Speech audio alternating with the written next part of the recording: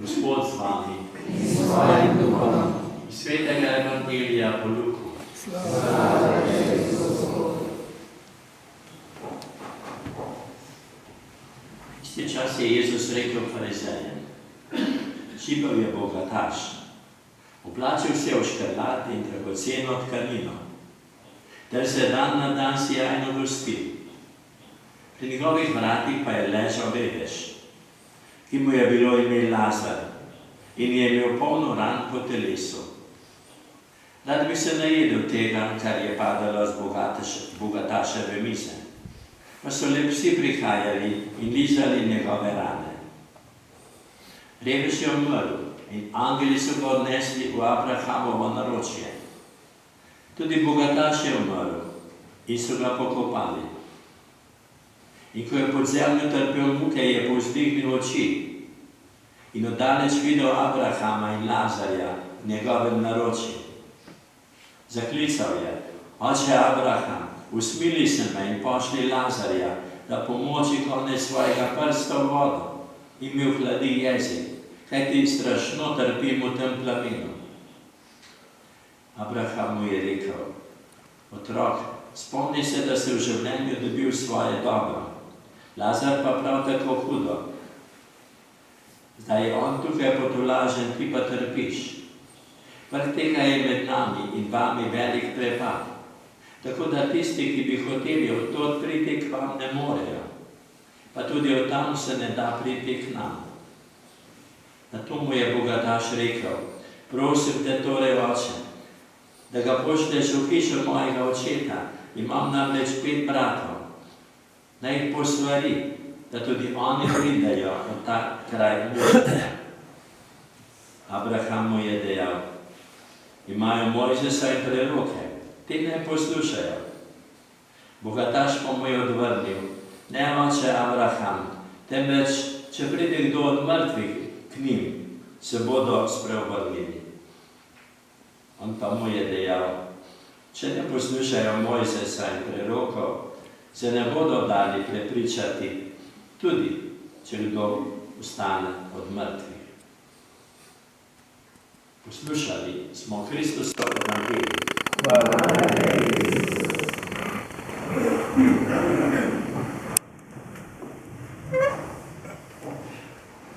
Dragi sestre in bratje, lep pozdrav skavtom, ki so nas tako lepo nagovorili, in tudi vsem pozdrav, ki v svojih domovih zaradi starosti ali bolezni spremljate naše slavje.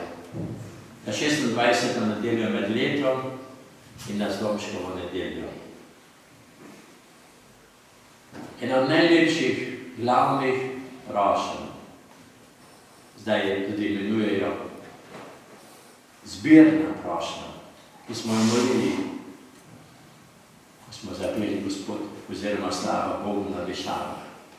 Se reče glavna ali zbirna prošnja. Zame to je ena najlepših. Pa ste prisluhnili? Veliki Bog, svojo vsemogočnost razodevaš predvsem z usmiljenjem in prizanašanjem. A mora kaj lepšega biti?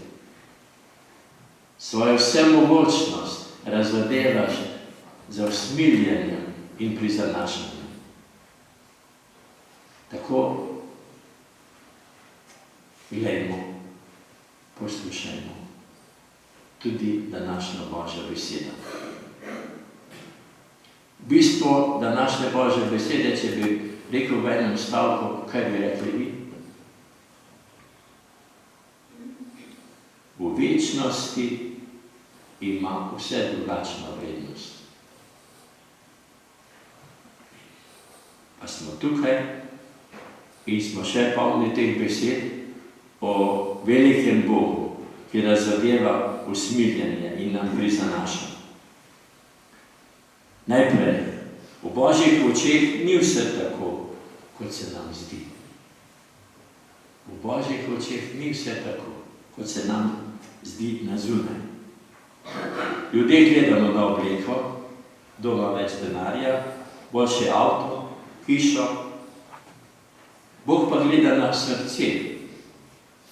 gleda na našo sočutje, na sočutnost do drugih, na našo pripravljenost pomagati.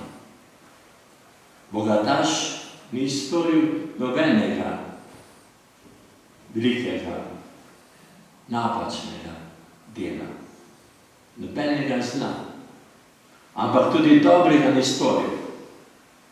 In prav njegov greh je brezbrižnost. Ne opazi človeka, ki sedi pred vrati. Ni opazil Lazarja, ki je hrepenel po drobtinicah. Vsi so lahko jedli, ali pa ne.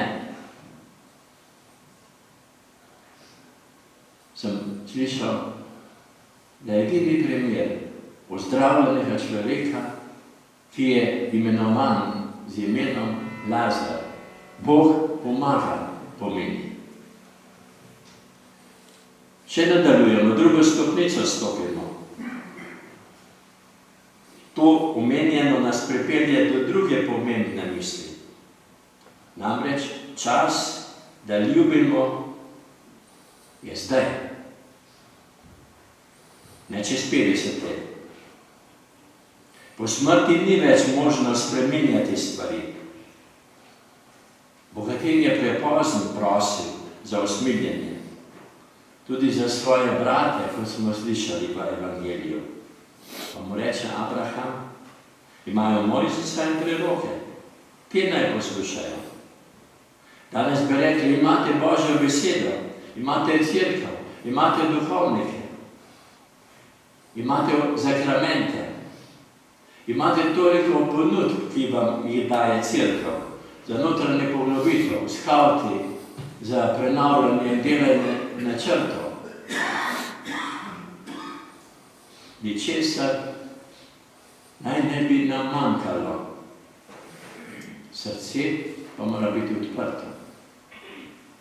In še nastopimo na tretjo stopnico. V večnosti se vrednote zamenjajo. Tisto, kar je danes majhno, kar je nepomembno, kar je prezrto, to ima pri Bogu neprecenljivo vrednost.